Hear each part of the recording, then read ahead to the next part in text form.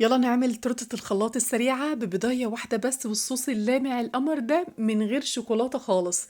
أسرع وأحلى وأرخص تورتة ممكن تعملوها، رغم إن احنا هنستخدم بضاية بس الكيك هش بطريقة مش معقولة، علشان هنضيف ليه مكون هيخلينا نحس إن التورتاية فيها أكتر من 5 بيضات كمان.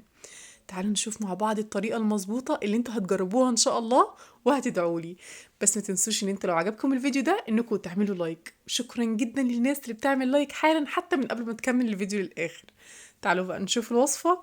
وأول حاجة كده هنستخدم الخلاط ونحط فيه كوباية ونص من الحليب، وكوباية ونص من السكر، وكوباية الا ربع من الكاكاو، وهنضيف رشة ملح صغيرة، وهنضيف كمان معلقة صغيرة من القهوة سريعة الذوبان أو نسكافيه أو أي قهوة عندكم موجودة، علشان دي هتعزز معاكم الطعم جدا. لو مش عندكم تقدروا تستغنوا عنها خالص. بعد ما نتأكد ان السكر خلاص داب هننزل بكوباية الا ربع من الزيت سرسوب كده، يعني نفتح غطا الخلاط وننزل بيه سرسوب زي ما انتم شايفين. هنحس ان الخليط ابتدى ان هو يتقل معانا بالشكل ده. شايفين لونه حلو ازاي؟ انا مستخدمة كاكاو اسباني فاتح، عشان كده الخليط لونه فاتح. لو هتستخدموا الغامق هيكون اغمق من كده كمان. حاولوا تستخدموا في الوصفة دي الكاكاو يكون طعمه حلو. بعد ما نضربهم كويس، طبعا ضرب متقطع، هناخد كوباية من الخليط ده وهنخليها في المطبخ، مش هندخلها التلاجة. بعد كده هنجيب بضاية ونحطها في طبق غويط. انا مستخدمة البضاية حجمها كبير، لو عندكم البيض حجمه صغير فاستخدموا في الوصفة دي بيضتين، علشان لو استخدمتوا بضاية واحدة صغيرة هتلاقوا ان الكيك فرول معاكم، فخلي بالكم. بعد كده هننزل بكل محتويات الخلاط كده على البضاية، وهنضيف كمان رشة فانيليا ونقلب كده. هنستخدم المضرب اليدوي ونخلط كويس جدا كده علشان البضاية تمتزج مع باقي المكونات كويس. تقدروا تعملوا الخطوة دي في الخلاط نفسه. دلوقتي بقى هنجهز مع بعض المكونات الجافة. المكونات الجافة عبارة عن كوباية وربع من الدقيق المنخول مسبقا قبل ما نبدأ. هنضيف عليه معلقة كبيرة كده مليانة من البيكنج باودر، وهضيف كمان ربع معلقة صغيرة من بيكربونات الصوديوم موجودة عند العطارين وأغلبكم عارفينها.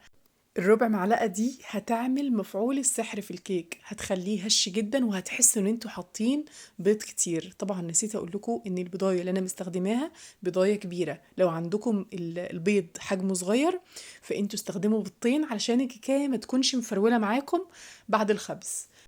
هنا لقيت الخليط تقيل شويه، جبت الكوبايه اللي كان فيها حليب وحطيت عليها كده معلقتين من الميه، وصبيتها كده على الخليط علشان يظبط ويكون قوامه بالشكل ده. القوام لازم يكون ان احنا نعمل خطوط كده تختفي معانا بسرعة، وهو ده القوام المظبوط للكيك.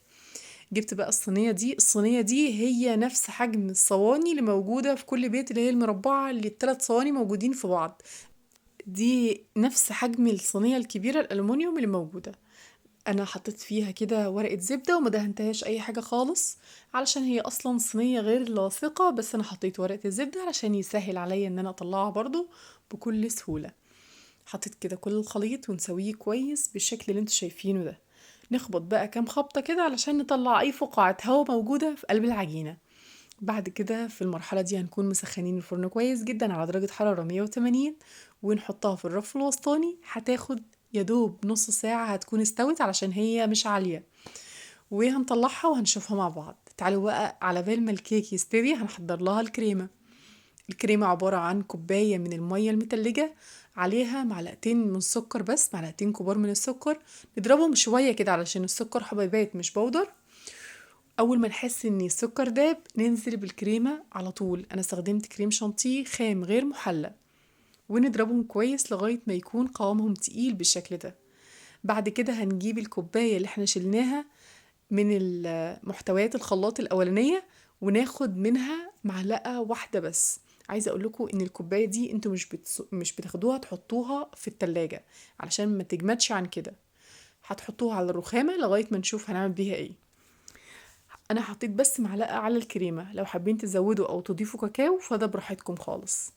هنا الكيك كان خلاص استوى بعد نص ساعة. جبت بقى ورقة زبدة علشان اقلب عليها الكيك كده، وهشيل ورقة الزبدة اللي مخبوزة معاها.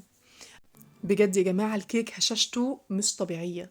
ربع معلقة البيكربونات اللي احنا استخدمناها خلت الكيك هش بطريقة غريبة. لو مش عندكم البيكربونات الصوديوم فانتوا استخدموا بيضتين للخليط ده. لخليط الكيك اللي عملناه عشان تطلع معاكم هشة وخفيفة جدا زي ما انتوا شايفين كده. هنا بقى انا حبيت ان انا اشيل شوية من الوش علشان كان سايب كده، فده هيمنع ان الكريمة تلزق في الكيك. فانا حاولت كده ان انا اشيل الحتت اللي هي سايبة، انا شايفة ان هي سايبة فبشيلها كده بايديا، بقشرها تقشير كده. بعد كده نبتدي بقى ان احنا نسقيها. انا سقيتها كده شوية من الحليب، يعني كل قطعة كده من الكيك ده بسقيها تقريبا كده 3 معالق 4 معالق من الحليب عشان تكون طرية كده وطعمها حلو. لو حابين انكم تستغنوا عن الخطوة دي فاعملوا كده عادي خالص، بس بجد الخطوة دي بتخليها حلوة جدا. حطيت بقى الكريمة كده ونبتدي ان احنا نحشيها بالكريمة. تقدروا ان انتوا تغمقوا الكريمة عن كده زي ما قلتلكوا بان انتوا تضيفوا معلقة كاكاو خام، براحتكم يعني خالص. بس انا حبيت لونها كده تكون هادية يعني، كفاية الكاكاو الموجود في الكيك نفسه.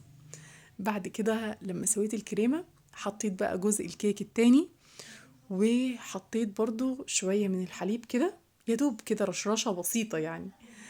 ده زي ما قلتلكوا بيديها طعم حلو قوي، وعمركم ما هتحسوا ان هي كيك مبلول ابدا، يعني هي يا دوب كده بتسقيها بتخليها طرية بس.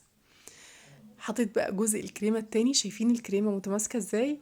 حطيتها كده بالشكل ده، ونبتدي ان احنا نحط الكريمة من جميع النواحي كده. انا بستخدم السباتولا دي، بتسهل عليا قوي ان انا اوزع الكريمة كده على كل جوانب التورتة. الحاجات دي طبعا موجودة عند محلات مستلزمات الحلواني، يعني سعرها ما بيكونش غالي قوي ولا حاجة، بس هتسهل عليكم كتير قوي.